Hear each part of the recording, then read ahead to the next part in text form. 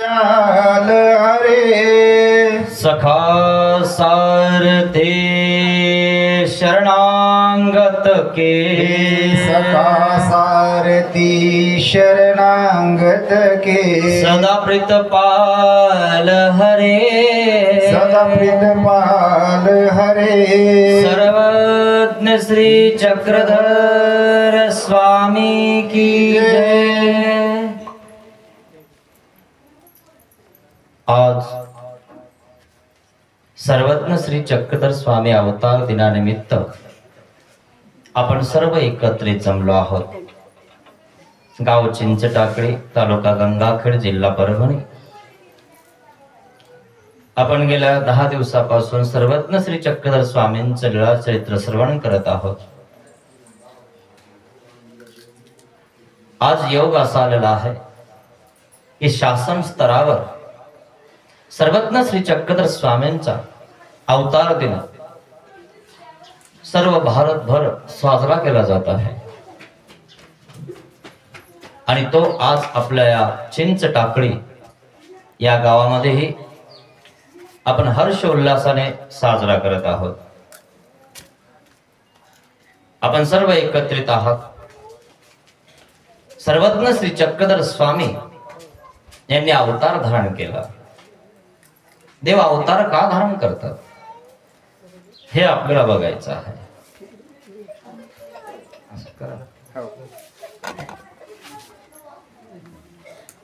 सर्वज्ञ श्री चक्रधर भगवंताने अवतार का धारण केला हे आज आपल्याला बघायचं आहे।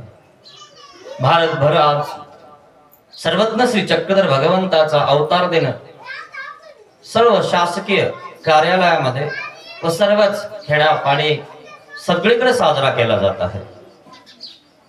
पण स्वामींचा अवतार घेण्याचा नेमका हेतू काय आहे हे आपण लक्षात घेतला पाहिजे। द्वापर युगात श्रीकृष्ण भगवंताने अवतार धारण केला, तोही हेतू का कोणता आहे तोही आपण लक्षात घेतला पाहिजे। आणि म्हणून श्रीमद भगवत गीतेमध्ये सर्वज्ञ श्रीकृष्ण भगवंत सांगतात, यदा यदा हि धर्मस्य ग्लानिर्भवति भारतः अभ्युत्थानं धर्मस्य तदात्मानं सृजाम्यहम्। जेव्हा जेव्हा धर्माची ग्लानी होते, अधर्म वाढतो, तेव्हा तेव्हा मी या भूतलावर अवतार धारण करतो। हे श्रीमद भगवत गीतेमध्ये श्रीकृष्ण भगवंताने सांगितलेलं आहे। परित्राणाय साधूनां विनाशाय च दुष्कृतां धर्म संस्थापनार्थाय संभवामि युगे युगे। धर्मावर अत्याचार करणारे लोक, कर्मकांड पसरवणारे लोक, बुद्धिभेद करणारे लोक, अंधश्रद्धा निर्माण करणारे लोक यांच्यावर हल्ला सर्वज्ञ श्री कृष्ण भगवंताने द्वापर युगात केला। आणि आता कलियुगामध्ये शके 1200 मध्ये गेल्या 800 वर्षापूर्वी सर्वज्ञ श्री चक्रधर भगवंताने अहिंसेचा संदेश या मानव जातीला दिला। सर्वज्ञ श्री चक्रधर भगवंत खेडोपाडी फिरून आपल्या अर्थवंतांना शोधत होते। ज्या गावामध्ये जाऊन त्या वाड्यात जाऊन भिक्षा मागत होते। भिक्षा मागायची गरज त्या स्वामींना नाहीये, तो अनंत ब्रह्मांडाचा नायक आहे। परंतु तुम्हाला संदेश देण्यासाठी ते एक भिक्षा निमित्त आहे आणि भिक्षेला निमित्त करून ब्राह्मणाला भंडाऱ्याला जाऊन सर्वज्ञ श्री चक्रधर भगवंताने संदेश दिला। उत्तर अवस्थेमध्ये आपल्याला असं वाटतं की मोक्षाकडे जाण्याचा रस्ता कुठे मिळेल आणि म्हणून आपण आपल्या पुस्तकी पंडितीमध्ये शोधत असतो, परंतु गुरुविना ज्ञान नाही। आणि म्हणून सर्वज्ञ श्री चक्रधर भगवंताने अवतार धारण केलेला आहे संदेश देण्यासाठी, उद्धार कार्य स्वामींनी त्या ठिकाणी हातात घेतलेला आहे आणि तेही पैठण या ठिकाणाहून घेतलेला आहे. पैठण हे विद्येचं माहेर घर आहे आणि म्हणून भोगावती या स्थानावरून सर्वज्ञ श्री चक्रधर भगवंताने जीवाचा उद्धार करण्याचा विडा उचलला. बडोचवरून सर्वज्ञ श्री चक्रधर भगवंत निघाले. निघत असताना स्वतः स्वामींनी केले आणि मांग करायला सांगितले. सर्वज्ञ श्री चक्रधर भगवंताने राज वैभवाला सोडून दिले आणि मग मार्गदर्शन केले. आधी केले आणि मग करायला सांगितले. सर्वज्ञ श्री चक्रधर भगवंत महाराष्ट्रामध्ये आगमन करतात आणि महाराष्ट्रामध्ये आपल्याला सर्वांना संदेश देत आहेत. सूत्रपाठ एक ग्रंथ आहे, लीळाचरित्र एक ग्रंथ आहे, तो सर्वज्ञ श्री चक्रधर स्वामींच्या मुखारविंदातून आपल्याला श्रवलेला आहे. ती आपल्यावर कृपा झालेली आहे. महाराष्ट्रामध्ये सर्वज्ञ श्री चक्रधर भगवंत महाराष्ट्रात आगमन करत असताना देऊळवाडा या ठिकाणी होते नव्हते राजवस्त्र सर्व काढून टाकले आणि त्या ठिकाणी सर्वज्ञ श्री चक्रधर भगवंताने एक कमरेला कपडा आणि एक डोक्यावर कपडा ठेवला आणि रुद्रपूरच्या दिशेने आगमन केलं. रुद्रपूरला पोहोचले. रुद्रपूरला श्री गोविंद प्रभू महाराज राज्य करत होते. श्री गोविंद प्रभू महाराजाकडे गेले आणि त्या ठिकाणी श्री गोविंद प्रभू महाराज हटवटी खेळत होते. हटवटीला खेळत असताना त्या ठिकाणी देव आले आणि श्री गोविंद प्रभू महाराजांनी सेंगूर ब्रोडे असे फेकले आणि सर्वज्ञ श्री चक्रधर भगवंताने ते वरचीवर झेलले, प्रसाद म्हणून घेतले. त्यावेळेस श्री गोविंद प्रभू महाराजांकडनं सर्वज्ञ श्री चक्रधर भगवंताने ज्ञान शक्तीचा स्वीकार केला आणि मग तुम्हा मला सर्वज्ञ श्री चक्रधर भगवंताने ज्ञान सांगितलं. ते ज्ञान त्या ठिकाणी उगवलं. आधी सर्वज्ञ श्री चक्रधर भगवंताने गुरु केला आणि मग सर्वांना सांगितलं की गुरु विना ज्ञान नाही. आणि म्हणून श्रीकृष्ण भगवंताने सुद्धा संदीपान नावाचे ऋषी गुरु केले होते. आधी केलं आणि मग करायला सांगितलं. सर्वज्ञ श्री चक्रधर भगवंताने ज्ञान शक्तीचा स्वीकार केला. ज्ञान शक्तीचे कार्य ऐसे जे ज्ञानापाठी वैराग्य उपजे, हे ज्ञान शक्तीचं कार्य आहे.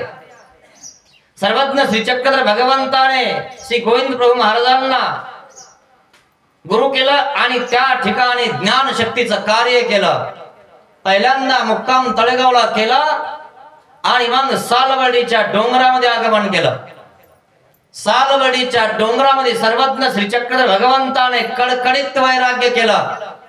आधी केलं आणि मग सांगितलं. सर्वज्ञ श्री चक्रधर भगवंत त्या ठिकाणी माधुकरी भिक्षा मागून आपला उदरनिर्वाह करत होते आणि त्या ठिकाणी भिक्षा मागत असताना कदाचित स्वामींचे केशकळाप झाडाला अडकायचे, आराटीला बोराटीला अडकायचे. हवा आल्यामुळे कपडा उडायचा आणि त्या आराटीला बोराटीला अडकायचा. पण स्वामींचं तत्वज्ञान किती सुंदर आहे आणि किती चांगलं आहे. जीव मात्रांना भूत मात्रांना थोडस सुद्धा दुखवत नाही असं ते तत्वज्ञान स्वामींचं सर्वज्ञ श्री चक्रधर स्वामींचं आहे. सर्वज्ञ श्री चक्रधर स्वामींचा केश कळाप एका आराटीला बोराटीला अडकलेला आहे. बोराटी आराटी अडकल्यानंतर आपला जर पदर धोतर जर अडकलं तर आपण जर काढायला गेलो ना तर सर्व फाटून जातं मित्रांनो. इतकं पक्क पकडते ती बोराटी आराटी. आणि म्हणून आपल्याला त्या ठिकाणी एक एक काटा काढावा लागतो बाजूला आणि आपण काय करतो त्या काठीचा विचार करत नाही. ती काठी मला अडकली ना आपण असा झटका मारतो. झटका मारल्यामुळे ते काटे सगळे असे तुटून पडतात. ते वाकडे काटे असतात. पण स्वामींनी त्या काट्यांचा सुद्धा विचार केला की काट्यांना सुद्धा त्रास नाही झाला पाहिजे. स्वामींचा केश कळाप अडकलेला आहे, उपरणं अडकलेला आहे. स्वामींचं वैराग्य किती बघा. स्वामींनी जेव्हा आपलं उपरणं केस कळाप अडकला तेव्हा तसेच थांबले.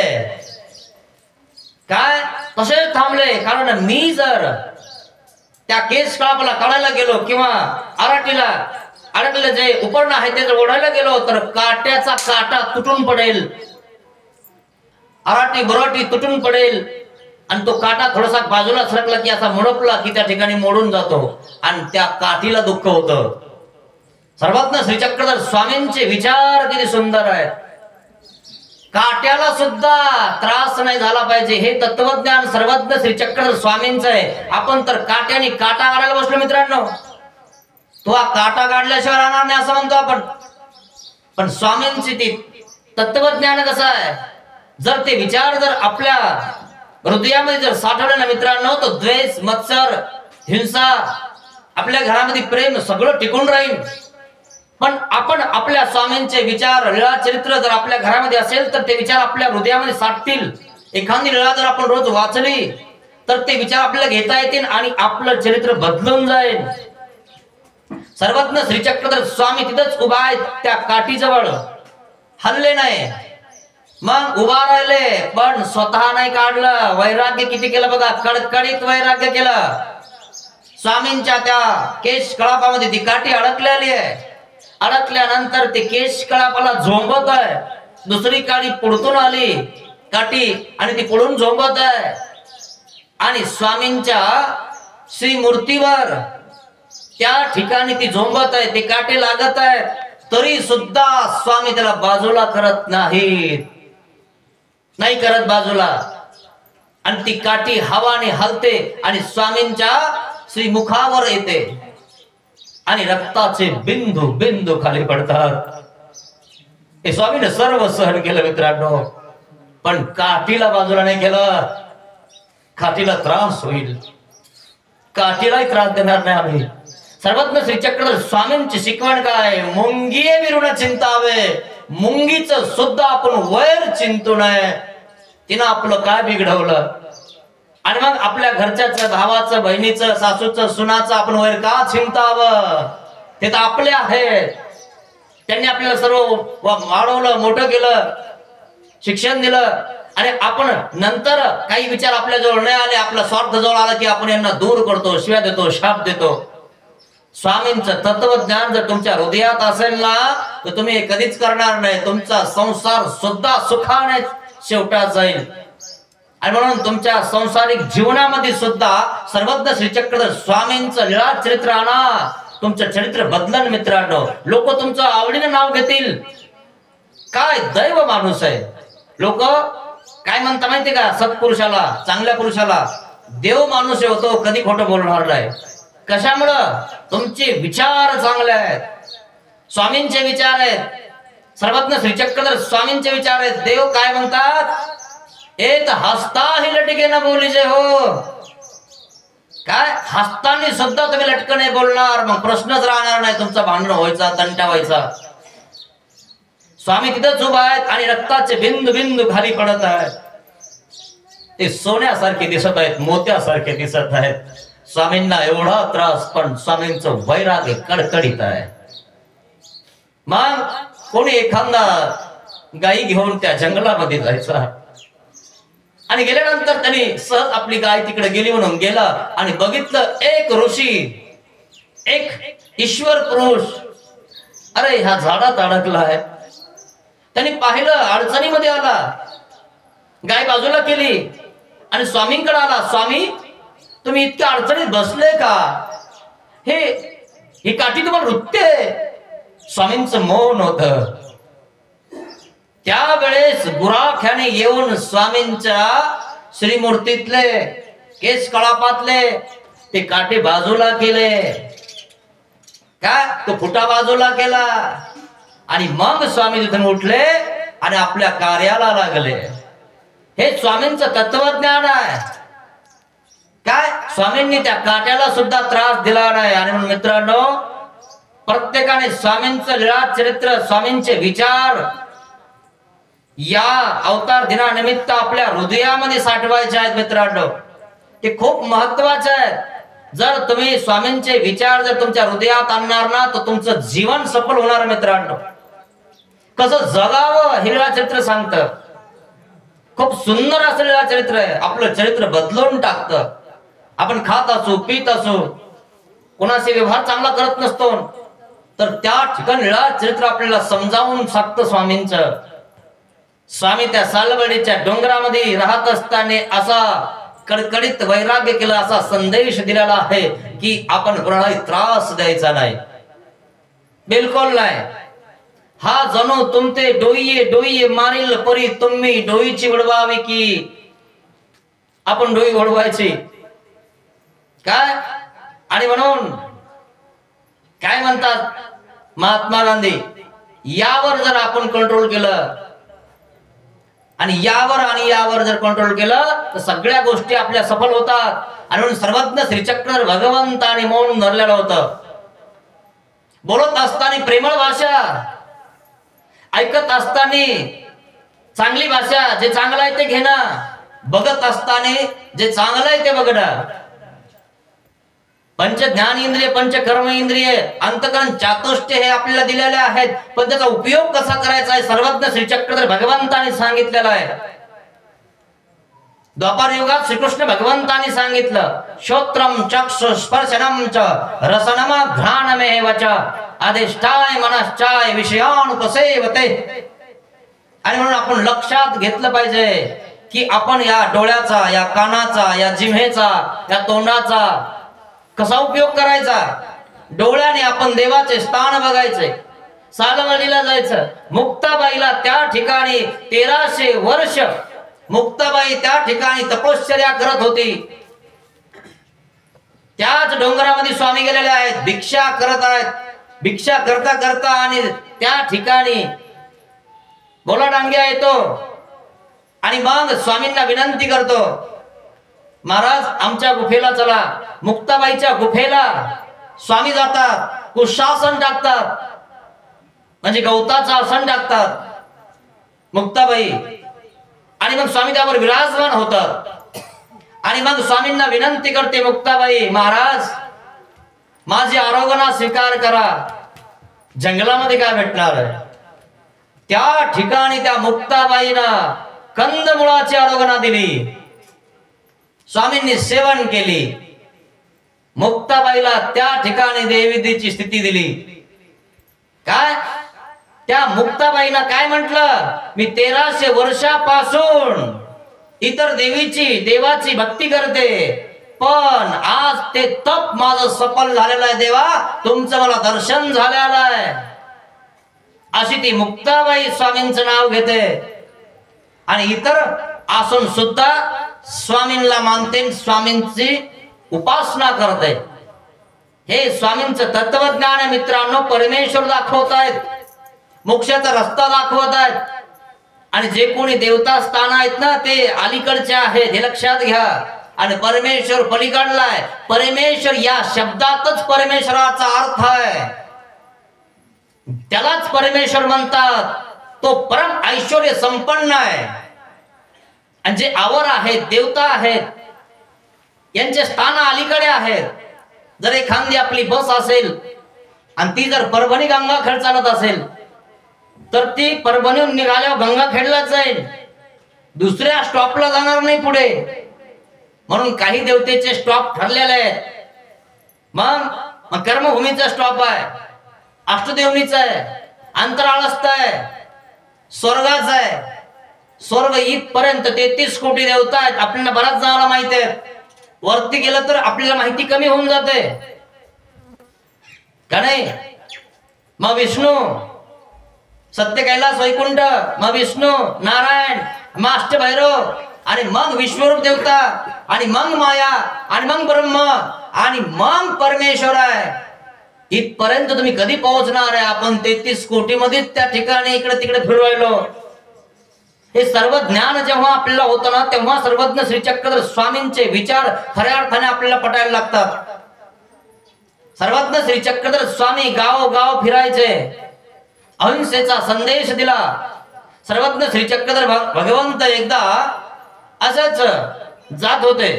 जात असताना एक साधू कोणीतरी स्वामींच्या सोबत आला. म्हणे महाराज मी पण तुमच्या सोबत येईन. आणि मग ठीक आहे म्हणे, काय हरकत नाही, चला. आणि मग तो भिक्षा करायचा, स्वामी पण करायचे. आणि मग त्यांची मैत्री जडली. मैत्री जडल्यानंतर तो काय म्हणायचा, स्वामी महाराज तुम्ही भिक्षेला जाऊ नका, मी भिक्षा आणत जाईन आणि तुम्हाला देत जाईल. ठीक आहे, काय हरकत नाही. तो भिक्षेला जायचा, भिक्षा घेऊन यायचा, स्वामींना द्यायचा. स्वामी घ्यायचे, ते घ्यायचे. पण एक दिवस असा आला, तो स्वामींना विचारून रोज जात होता, विचारून पुसून करत होता. पण आज स्वामींना तो विचारून गेला नाही, तसाच गेला. आणि म्हणून स्वामींना प्रत्येक गोष्ट विचारून केली पाहिजे. कोणतंही कार्य करत असताना आपण त्या परमेश्वराचं हृदयामध्ये चिंतन केलं पाहिजे आणि आपल्या कार्याला सुरुवात केली पाहिजे. आणि तो एक संन्यासी स्वामींच्या सोबत आहे, परंतु रोज विचारून जात होता, पण आज विचारून गेला नाही. त्याला अहंभाव आला थोडा. गेला एका गावात भिक्षाला गेला. भिक्षाला गेल्यानंतर काय झालं माहितीये, एका बाईनं सत्व बघितलं त्याच्यावर, त्या संन्यासाचं. काय सत्व बघितलं, तो भिक्षाला गेला. भिक्षाला गेल्यानंतर त्या ठिकाणी ते हातावर भिक्षा घेत असतात आणि तिथंच खातात. असं त्यांचं भिक्षा करण्याचं होतं. गेला भिक्षाला, भिक्षा शब्द टाकला.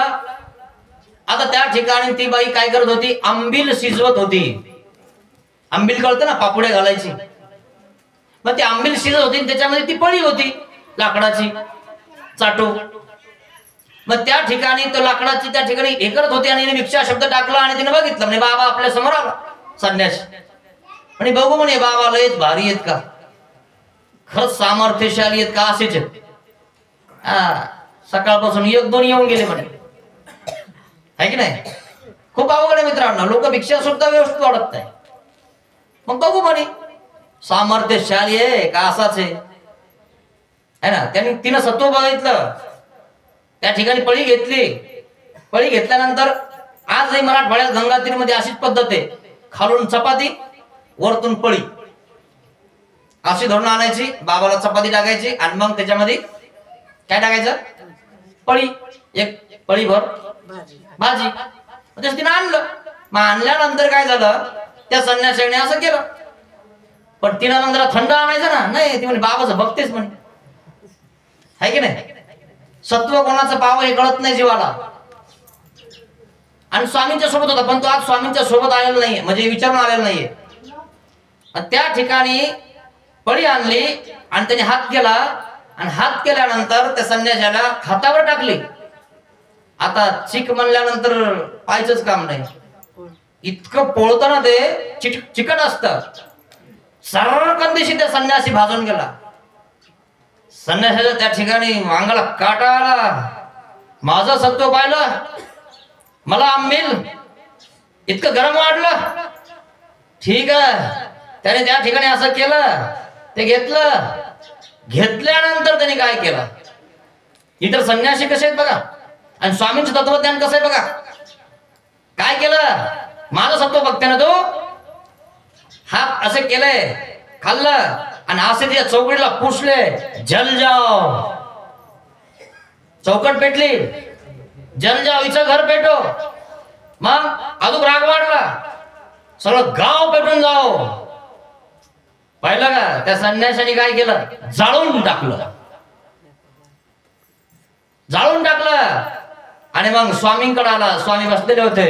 आता स्वामींची भिक्षा आणत होतो रोज. पाहिलं, आलं, स्वामींना नमस्कार केला. महाराज, देव म्हणतात हसायला काय झालं, हसत आला, मी काय कार्य केलं मोठं. अरे तू संन्यास, तू हे कार्य करायला पाहिजे, तू हे विचार कसे पाहिजे, वय दिलं तू जाळ. आणि मग गाव जाऊ टाकलं. एका बाईनं माझ्या हातावर गरम आंबील वाढली, मला राग आला, चौकटीला पुसली, तिचं घर जाळून टाकलं. जळालं महाराज. देव काय म्हणतात, भूत मात्राला त्रास देऊ नये, हा संदेश आपण दिला पाहिजे. का भूत मात्राला जाळलं पाहिजे, मारलं पाहिजे. त्या ठिकाणी सर्वज्ञ श्री चक्रधर भगवंताने त्या संन्यासाला उपदेश दिला आणि स्वामींनी सांगितलं, जे हिंसक आहेत त्यांच्या सोबत आपण राहायचं नाही. आणि म्हणून स्वामींनी त्याची संगत सोडून दिली. आणि म्हणून आपण कोणाची संगत करायची आपल्याला कळायला पाहिजे. स्वामींची संगत सोडली कारण भूत मात्र त्यांनी त्रास दिला. आणि म्हणून जे भूत मात्राला त्रास देणाऱ्या आहेत, पिणाऱ्या आहेत, खाणाऱ्या आहेत, सप्तदुर्व्यसन आचरणाऱ्या आहेत, यांच्यापासून आपण दूर राहिलं पाहिजे. हा स्वामींचा संदेश आहे. हिंसा करायची नाही. का हिंसा करायची नाही स्पष्ट सांगत आहेत. असे सर्वज्ञ श्री चक्रधर भगवंताचे मोलाचे विचार आहेत. एकदा एका पोराला ताप आला. स्वामी कसे मयाळू आहेत, किती दयाळू आहेत, कसं वैराग्य केलं, कसा संदेश दिला. स्वामी एका गावाला एका झाडाखाली बसायचे. भिक्षाच्या टायमाला गावात यायचे. भिक्षा झाली की पुन्हा त्या झाडाखाली बसायचे. आणि मग एक मुलगा आपल्या गावाचे ढोरं घेऊन, गुरं घेऊन त्या जंगलात जायचा. आणि मग स्वामी त्या झाडाखाली बसलेले असायचे. या मुलाने बघितलं म्हणे एक साधू इथं बसलेला असतो, एक स्वामी इथं बसलेला असतो.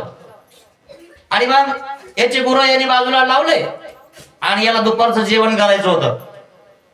आणि मग त्या बाबळीच्या झाडाखाली जाऊन बसला. पण तिथं स्वामी बसत होते, उठत होते. तितक्यात स्वामी भिक्षा मागून आले, बसले. बसल्यानंतर तो पण तिथं आला. म्हणे महाराज आपण एकत्र भोजन करू. आणि देवाने काय सांगितलं, एकत्र खान पान कीजे. म्हणे ठीक आहे, काय हरकत नाही. म्हणे माझे इथं गुरु असतात, तुम्ही इथंच असता, मी रोज यायचे म्हणजे जेवायला तुमच्या सोबत. म्हणे ठीक आहे. स्वामींची आणि त्याची मैत्री बनली आहे ना. तो काही उद्देश वगैरे नाही, काय नाही. भूत मात्र आहे, एक प्राणी आहे, एक मानव आहे. पण त्या मानवाला स्वामींसोबत प्रेम जडलं. स्वामींचं तत्वज्ञान तसं होतं, मवळकीची भाषा होती, डोक्यावरून हात फिरवायचे, हे स्वामींचे विचार होते. मग रोज असं एका ठिकाणी त्या ठिकाणी भोजन करायचे, एकत्र यायचे. मग कधी कधी तो स्वामींना दंडवत घालायचा. स्वामी मी आज आपली भिक्षा घेऊन येतो माझ्या पालवामध्ये. ठीक आहे आणा. मग स्वामी तिथं असायचे, तो त्या स्वामींना द्यायचा.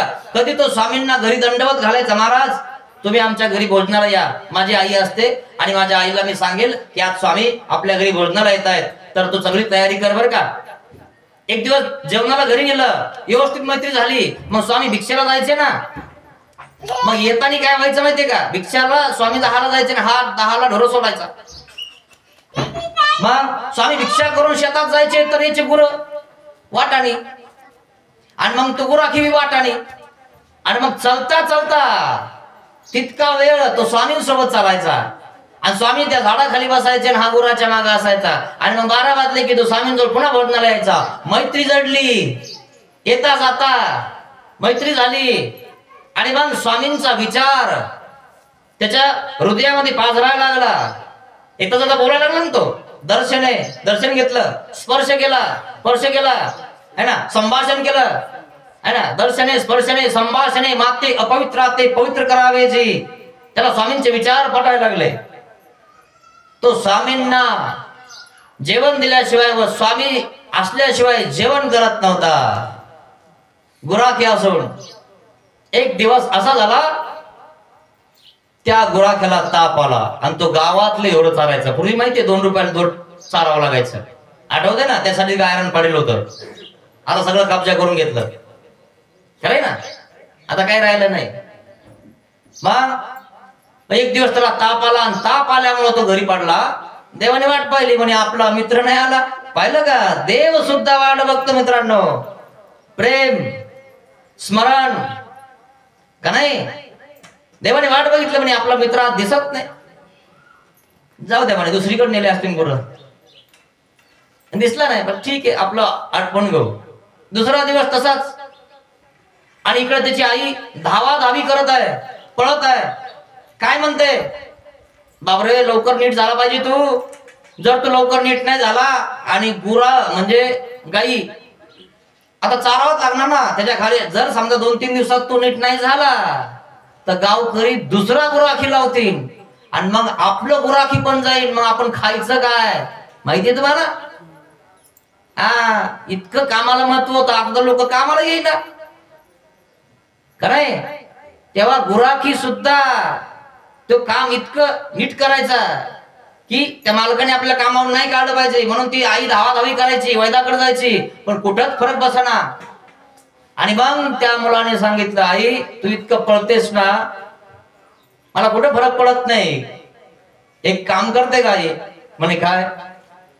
जे स्वामी माझ्या सोबत होते ना शेतामध्ये, आम्ही दोघं एकत्र जेवण करायचो. आणि स्वामी भिक्षा मागून ज्यावेळेस जात होते ना त्यावेळेस मी स्वामींसोबत जायचो, मी स्वामींसोबत बोलायचो. त्या स्वामींना फक्त माझ्या जवळ घेऊन ये, त्यांचं जर दर्शन झालं ना माझा ताप निघून जाईल, ताप निघून जाईल. म्हणजे ठीक आहे काही हरकत नाही, मी लवकर जाते. है ना, कुठं असतात ते स्वामी? म्हणे मी ज्या ठिकाणी गुरं चालत होतो ना त्या झाडाखाली, बाबळीच्या झाडाखाली स्वामी बसत होते. स्वामी तिथेच होते. गेली धावत पळत, म्हणे महाराज पाहिलं का ताप आलेला आहे म्हणून स्वामीकडे आलेले. खरं की नाही? आई कशी पळती, खरे कुठे आहे? ताप आलाय ना, मग स्वामींना शोधलं तिनं. असं शोधलं का? असं शोधा. जेव्हा आपल्याला ताप नाही ना तेव्हा आपण स्वामींना शोधलं पाहिजे, स्मरण केलं पाहिजे, चिंतन केलं पाहिजे. पण त्यावेळेस आपल्याला देव आठवतच नाही मित्रांनो. सुखामध्ये देव आठवत नाही. मग कुंती मातीनं काय मागितलं देवाला? आहे ना, दुःख मागितलं. का मागितलं? आणि आधी वचन घेतलं की तुम्हाला दिलं पाहिजे. श्रीकृष्ण भगवंत म्हणला नाही मी देणार आहे, तू माग. वचन घेतलं की तुम्हाला मागितलं ते देशील. मागितलं कुंती मातेनं, काय मागावं? महाराज मला दुःख पाहिजे. दुःखात देव आठवतो. दुःख मागा, तुझ्या विरहामध्ये मी राहावं, तुझा विरह मला सहन न व्हावा. हे कुंती मातेनं मागितलं. आपण काय मागतो तुम्हाला माहिती मित्रांनो? किती विडे वाहतो आपण, किती अंगारा लावतो आपल्या पोराला. आपण ताप आली तर सगळे अंगारा लावायला बसलो आपण, का नाही? हे आपल्या लक्षात येत नाही. स्वामींना मागा. ज्या वेळेस समजलं श्रीकृष्ण भगवंत गेले, कुंती माता दरुजातच गेली. इतकं प्रेम, इतकी आवडी, मी विरहामध्ये तुमच्या जायला पाहिजे. आपण कोणाच्या विरहात जातो? है ना, एक तर परशाच्या नाही तर आरतीच्या. हे आपल्याला कळायला पाहिजे की आपण विरह कोणाचा धरला पाहिजे. विरह आपल्याला देवाचा पाहिजे, विषयाचा नाही पाहिजे. आणि म्हणून रुक्मिणी माता होती, विषय प्रेमी होती, निष्ठ ऐकलं. तशीच होती कुंती माता सुद्धा, निष्ठ ऐकलं की गेली, विलिया गेली. हे आपल्याला कळायला पाहिजे मित्रांनो. सर्वज्ञ श्रीचक्रधर भगवंत त्या ठिकाणी आहेत. आई धावत पळत गेली, म्हणे आपला मित्र आपल्या सोबत येत होता, जात होता, त्याला ताप आलाय. महाराज त्याला नीट करा ना. जर त्याला तुम्ही नीट नाही केलं ना तर हे गावचे लोक आहे ना दुसऱ्याला गुरं चारायला देतील आणि आम्ही काय खाणार? आमचं त्यावरच तर सगळं चालतं. आणि माझा पोरगा बिमार आहे, जर त्यांनी गुरं चालले नाही तर आम्ही काय करणार? कसं घर चालवणार? स्वामी त्या ठिकाणी आले, तिथं आले, पोराचा ताप स्वीकारला. हो, पाहिले का स्वामी किती दयाळू आहेत, मयाळू आहेत. ताप स्वीकारला, स्वामींना ताप आला. करू शकते अशी देवता? देवता इतकं सुद्धा तुमचं कर्म उणं करत नाही मित्रांनो. प्रारब्धा भोगे क्षयो. लक्ष्मण 14 वर्ष उपवासी राहून, है ना, पण त्या देवतेनं एखाद्या वेळेस त्याला काही खाऊ दिलं, खाल्लं एखादं घासभर. पण रामाच्या मनात आलं, काय मनात आलं माहितीये? लक्ष्मण तेवढं चांगले चांगले खातो, रामाला त्या ठिकाणी उष्टी आणून देतो, असं लक्षात आलं, मनात आलं होतं. माहितीये ना, आलत की नाही? आणि मग ज्या वेळेस युद्ध सुरू झालं, इंद्रजित कोणाकडनंच मरत नव्हता की नाही. कोणाकडनंच मरत नव्हता. रामाच्या मनात जे आलं होतं ना ते कसं निघून गेलं बघा. सांगायची सुद्धा गरज नाही आचारवंत पुरुषाच्या विषयी. त्याच्या आचारावर त्याला सगळं दिसायला लागतं. सगळेजण म्हणायला लागले कसं करायचं आता अवघड होईल. मग इंद्रजितला आवरावं लागल नाहीतर आपलं सैन्य कमी होऊन जाईल. बिभीषणाने सांगितलं इंद्रजित त्याच्याकडनंच मरतो जो 14 वर्ष उपवास राहिलेला आहे का नाही. सांगितलं आणि मग लक्ष्मणाला त्या ठिकाणी कळाला आणि लक्ष्मणाने बाण लावला. इंद्रजित वधला. रामाला कळालं अरे माझा भाऊ 14 वर्ष उपवासी राहिला. मी त्याच्याविषयी मनामध्ये उल्लेख केला की तू चांगले खातो ना आम्हाला असे आणून देतो. चुकलं रे माझं. काय ही तपश्चर्या आहे पण त्या देवतेनं तो भोग एक दिवसाचा सुद्धा उणा केला नाही. सर्वज्ञ श्री चक्रधर भगवंताने या पोराचा सहवास होता, सन्निधान होत, तो देवाला दंडवत करायचा म्हणून ताप स्वीकारला, ताप कमी करून टाकला. तसं मित्रांनो प्रपंचामध्ये 3 ताप आहेत. हे ताप परमेश्वरच कमी करू शकतात आणि म्हणून परमेश्वराची भक्ती करा. नक्की तुम्हाला परमेश्वर या तापातून मुक्त करून उद्धार करून देईल. नाहीतर आपला ताप गेला नाही गेला की आपण देवाचे बाप होऊन जातो आणि ताप आला की आपण देवाचे होऊन जातो. कशी आली पळत आणि गेल्यावर विसरून गेली देवाला. देवाला विसरू नका मित्रांनो. श्वास आणि उश्वासामध्ये त्या परमेश्वराचं चिंतन करा. परमेश्वर तुमचा उद्धार करेल. सर्वज्ञ श्री चक्रधर भगवंताने अवतारच यासाठी धारण केलेला आहे की तुमचा उद्धार करायचा आहे. उद्धार या शब्दाचा अर्थ काय होतो. ऊर्ध्व विचार. ऊर्ध्व आणि आध असे 2 आहेत.